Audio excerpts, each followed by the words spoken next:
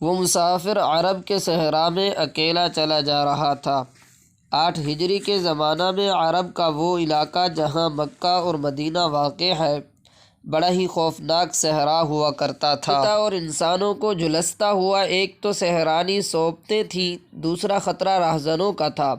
مسافر قافلوں کی صورت میں سفر کیا کرتے تھے، لیکن یہ مسافر اکیلا چلا جا رہا تھا۔ وہ اعلیٰ نسل کے جنگی گھوڑے پر سوار تھا۔ اس کی زرہ گھوڑے کی زین کے ساتھ بندھی ہوئی تھی، اس کی کمر سے تلوار لٹک رہی تھی اور اس کے ہاتھ میں برچھی تھی۔ اس زمانے میں مردوں کے قد دراز، سینے چوڑے اور جسم گھٹے ہوئے ہوتے تھے۔ یہ اکیلا مسافر بھی انہی مردوں میں سے تھا، لیکن جس انداز سے وہ گھوڑے کی پیٹھ پہ بیٹھا تھا اس سے پتہ چلتا تھا کہ وہ شاہ سوار ہے اور کوئی معمولی آدمی نہیں۔ اس کے چہرے پہ خوف کا ہلکا سا بھی تاثر نہیں تھا کہ راہزن اسے لوٹ لیں گے، اس سے اتنی اچھی نسل کا گھوڑا چھین لیں گے اور اسے پیدل سفر کرنا پڑے گا۔ لیکن اس کے چہرے پہ جو تاثر تھا وہ قدرتی نہیں تھا۔ وہ کچھ سوچ رہا تھا، یادوں سے دل بہلا رہا تھا یا کچھ یادوں کو ذہن میں دفن کرنے کی کوشش کر رہا تھا۔ آگے ایک گھاٹی آ گئی، گھوڑا چڑھتا چلا گیا، خاصی بلندی پر جا کر زمین ہموار ہوئی۔ سوار نے گھوڑا روک کر اسے گھمایا اور رکابوں پر کھڑا ہو کر پیچھے دیکھا۔ اسے مکہ معظمہ نظر نہ آیا، مکہ افق کے نیچے چلا گیا تھا۔ ابو سلیمان، اسے جیسے آواز سنائی دی ہو، اب پیچھے نہ دیکھو، مکہ کو ذہن سے اتار دو، تم مرد میدان ہو، اپنے آپ کو 2 حصوں میں نہ کٹنے دو، اپنے فیصلے پر قائم رہو، تمہاری منزل مدینہ ہے۔ اس نے مکہ کی سمت نگاہیں ہٹا لی، گھوڑے کا رخ مدینہ کی طرف کیا اور باغ کو ہلکا سا جھٹکا دیا۔ گھوڑا اپنے سوار کے اشارے سمجھتا تھا، ٹیپی تیلی چال چل پڑا۔ سوار کی عمر 43 سال تھی، لیکن وہ اپنی عمر سے جوان لگتا تھا۔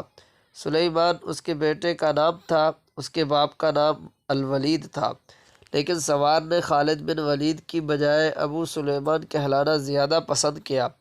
اسے معلوم نہ تھا کہ تاریخ اسے خالد بن ولید کے نام سے یاد رکھے گی اور یہ نام اسلام کی عسکری روایات اور جذبے کا دوسرا نام بن جائے گا۔ مگر 43 برس کی عمر میں جب خالد مدینہ کی طرف جا رہا تھا، اس وقت وہ مسلمان نہیں تھا۔ چھوٹی چھوٹی جھڑپوں کے علاوہ وہ مسلمانوں کے خلاف 2 بڑی جنگیں، جنگ احد اور جنگ خندق لڑ چکا تھا۔ جب رسول کریم صلی اللہ علیہ وسلم پر 610 عیسوی بروز سوار پہلی وحی نازل ہوئی، اس وقت خالد کی عمر 24 سال تھی۔ اس وقت تک وہ اپنے قبیلے بنو مخزوم کی عسکری قوت کا قائد بن چکا تھا۔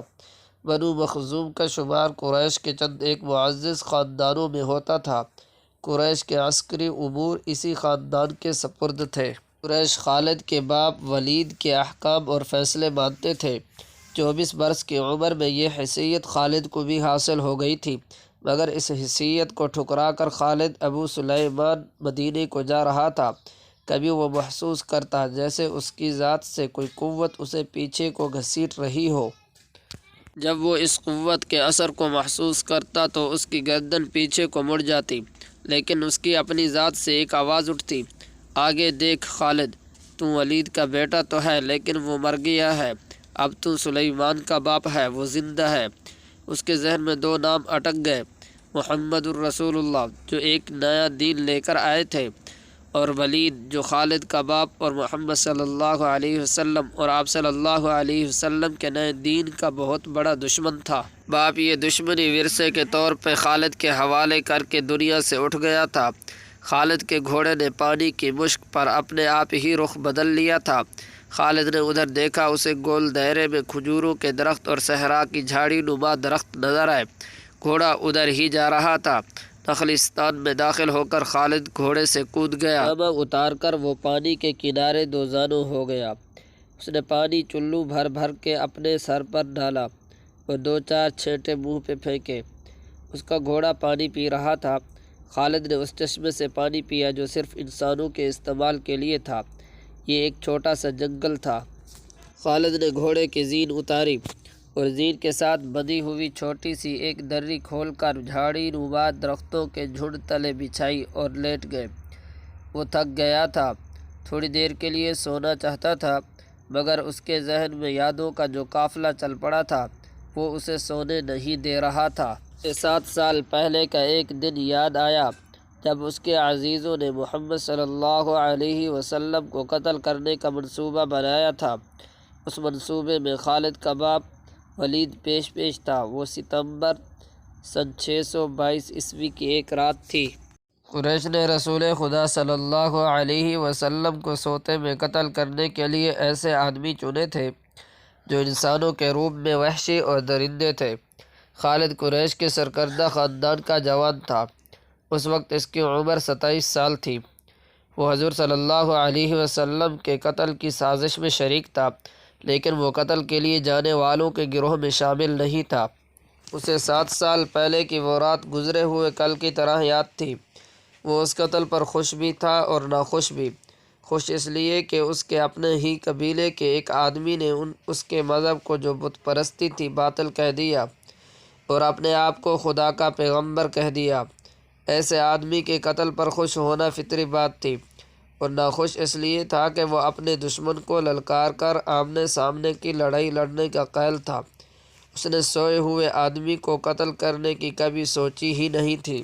بہرحال اس نے اس سازش کی مخالفت نہیں کی، لیکن قتل کی رات جب قاتل رسول خدا صلی اللہ علیہ وسلم کو مقررہ وقت پر قتل کرنے کے لیے گئے تو حضور صلی اللہ علیہ وسلم کا مکان خالی تھا۔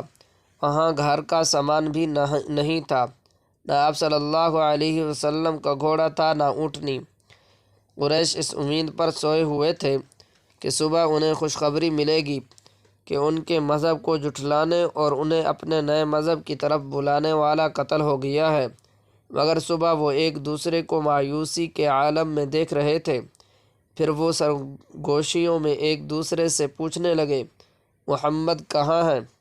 رسول خدا صلی اللہ علیہ وسلم قتل کے وقت سے بہت پہلے اپنے قتل کی سازش سے آگاہ ہو کر یثرب یعنی مدینہ کو ہجرت کر گئے تھے۔ صبح تک آپ صلی اللہ علیہ وسلم بہت دور نکل گئے تھے۔